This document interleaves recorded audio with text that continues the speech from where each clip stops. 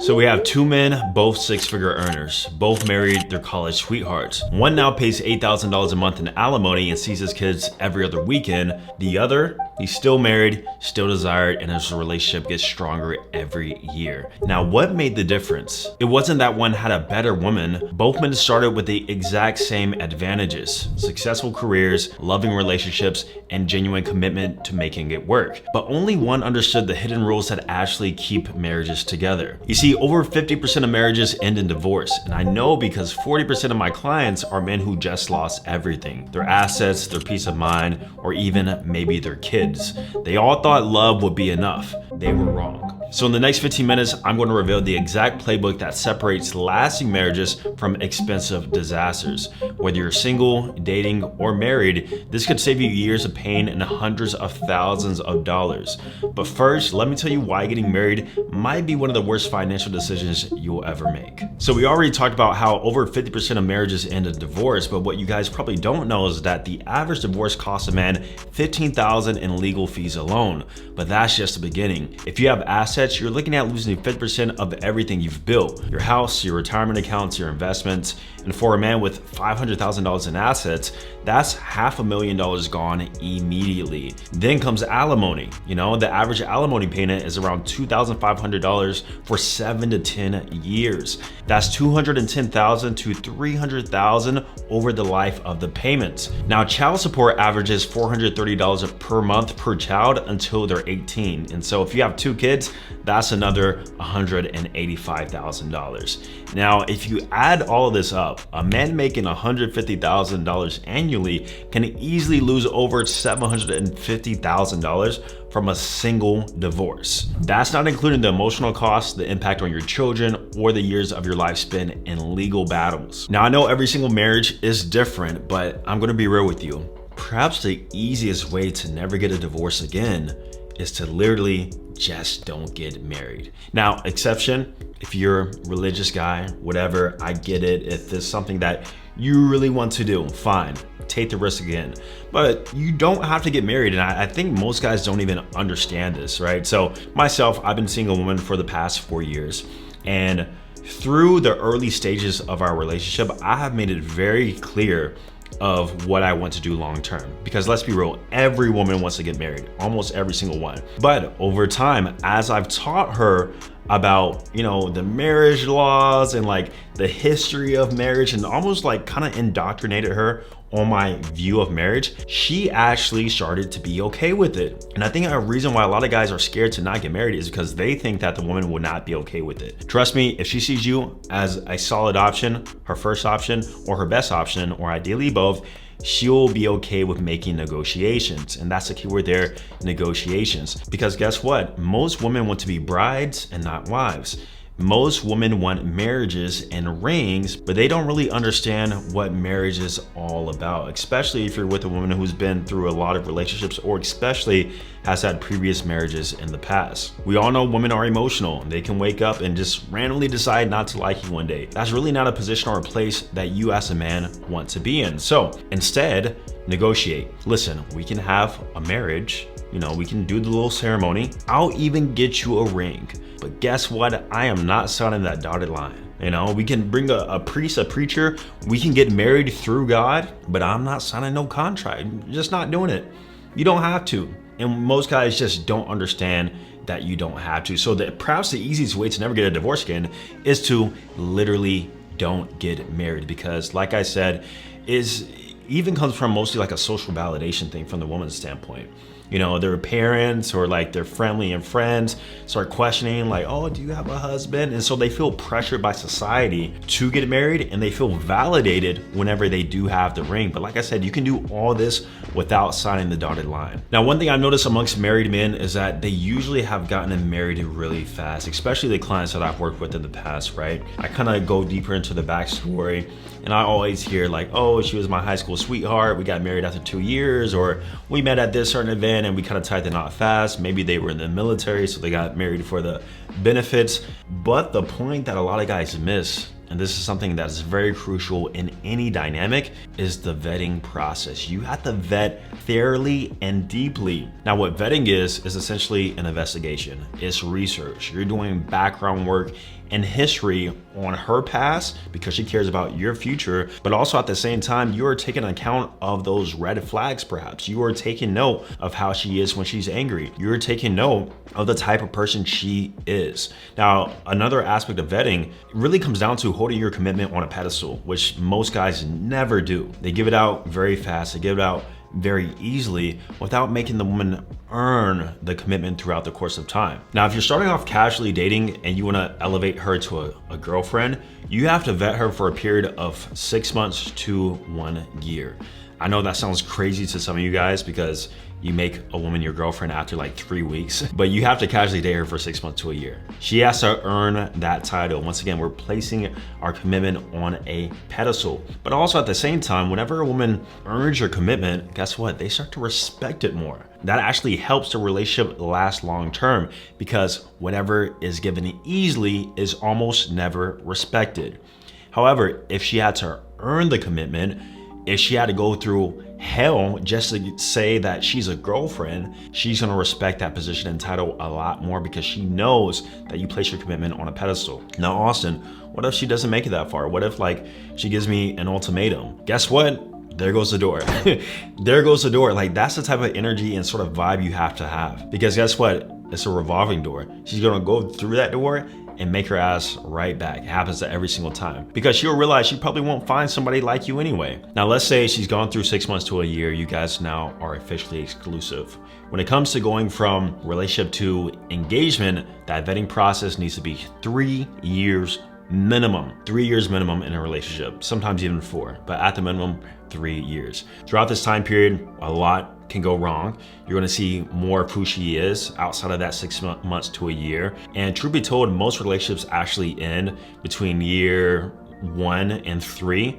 So if she makes it past like 3-4 years, that's usually a positive sign that this could be something long lasting. Now, when it comes to engagement, that process should be a 1 year minimum also. Do not get engaged if you are getting married and then you get married 2-3 months later. Absolutely not. So you see how this is like a long process. Like she's damn near going through the Navy SEALs buds training process, right? It's not easy, but also it's not meant to be easy because if she makes it through the process all these years, guess what? That means she's qualified, and that actually lowers your chance of divorce or even a breakup by a vast amount. So as a man, it's going to be on you to vet. Remember, vetting is really just a qualification process. You're tallying up red flags in all areas. So seeing how she is with money, seeing how she is socially, seeing her personality, her family dynamic, her habits, and seeing if those align with somebody who you would want to be with long term.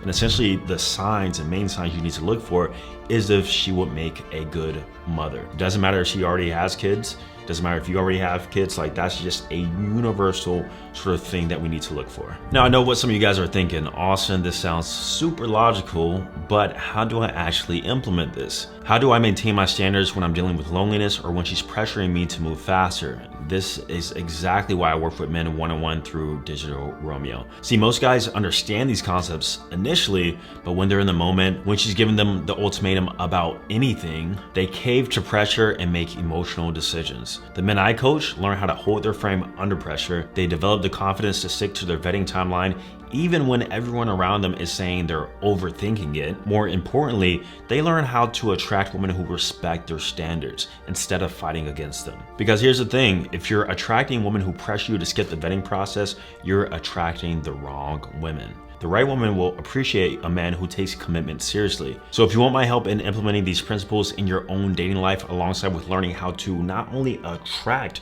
the right woman, but also maintain the optimal dynamic long term, then click the link below and hopefully we'll be talking soon. Now, another aspect of relationships is the dynamic, as I just mentioned, and creating the optimal dynamic is so important early on.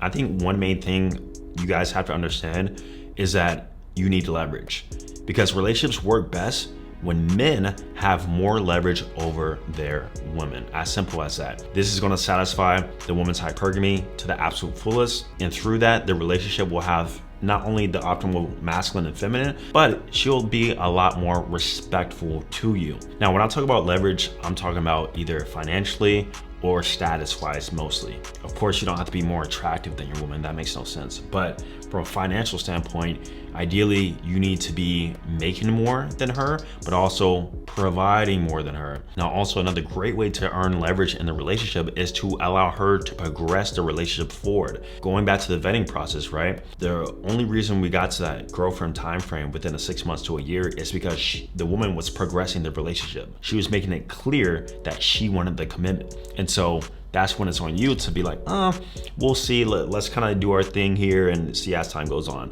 Boom, we now went from you pursuing her, which happens between dates 1 through 5, to now you having the upper hand and leverage in the relationship because she wants your commitment. Now, also financially, just never go 50-50 with anything. 50-50 allows room for disrespect. It basically puts you in a position in which you have no leverage or no say in anything, right? There always should be a majority shareholder with everything. This goes with business, this goes with relationships. And so through you having, more financial stake in things, whether it be you covering the bills, whether it be you paying for date nights, whatever it may be, right? That's naturally gonna yield you more leverage in the relationship. Now, another way you can know if you have leverage in the relationship is her behavior, how she speaks to you, right? I always say this one thing, and that is she has to see you as her first or her best, and that will fully satisfy her hypergamy. If she is not constantly stating how you're the best man she's been with, how you're her first guy to take her to this place, or she has never done this before, that's a sign that you have low leverage in the relationship too, which is a huge red flag. Essentially, the woman needs to feel like her life will be over if she were to lose you. She has to be terrified of losing you. Now, also that plays into competition and anxiety. So basically her feeling like she could lose you through other women. So how do we do that? Simple, we stay desired by other women. Pre-selection is a super strong first when it comes to long-term relationships, and it can also provide leverage. So keeping your grooming intact, staying in shape, still having exposure towards other women, whether it be at your job, whether it be at the gym, whether it be at date night, wherever you go. She has to see that other women still desire you, and you have to almost through your behavior let her know that. You're not gonna put it in her face like, oh, I can get another you, so you better act right. No, you don't do that. More so through your energy. You don't care as much. You're a bit nonchalant with things because like, hey, I'm a pre-selected guy, and that's gonna make her crave you even more and also give you more leverage. Now, after all this, if you still decide not to listen to me, the least you can do, of course, is get a prenup, right? I think the most common and popular one is a his, hers, and ours prenup, where you have your assets, whatever you earn, her assets, and then you guys have something joint. Now, they say prenups can get thrown out. I'm not sure how true that actually is because I'm not gonna get a prenup in the first place because I'm not gonna marry. But if you do wanna go this route, it's the least you can do. Now, if you're watching this video and you realize you've been approaching relationships completely wrong, if you're tired of attracting the wrong woman or making the same mistakes that cost other men everything, then I want to help you completely transform your dating life. Through Digital Romeo, I don't just give you generic advice and send you on your way. This is personalized one-on-one coaching where we work together for 12 weeks to completely rebuild how you approach women and relationships. And here's exactly what you're gonna get if you work with me. First, you get my complete plug-and-play dating system. This is not about cold approaching strangers on the street every day like a pickup artist. We're not doing that. This is a modern, sustainable system that works with your lifestyle, whether you're an introvert, work remotely, or you just don't want to spend weekends hitting on random women at bars. Second, you'll get my text-to-date scripts. These are my exact conversation frameworks I use and teach my clients word for word, scripts that maintain attraction, build anticipation, and seamlessly transition from match to date without the awkward back and forth that kills most opportunities. Third, and most importantly, you get personalized coaching from myself. Every week, we jump on a call where I review your conversations, analyze your dating profiles, and give you specific feedback on your approach and help you implement everything we're discussing in this video. You will learn how to attract high-quality women who respect your standards and how to maintain leverage throughout the relationship and how to vet properly so that you never end up in this situation ever again. The men who go through Digital Romeo don't just improve their dating lives, they completely transform how they show up in relationships. They stop being the guy who gets walked over and become the man that women fight to keep. So if you're ready to stop making the same mistakes that cost other men hundreds of thousands of dollars and years of their life, click the link down below in the description to apply. I only work with men who are serious about getting this right. So if that's you, let's talk. Thank you guys for watching, and I'm gonna see you guys in the next video. Peace.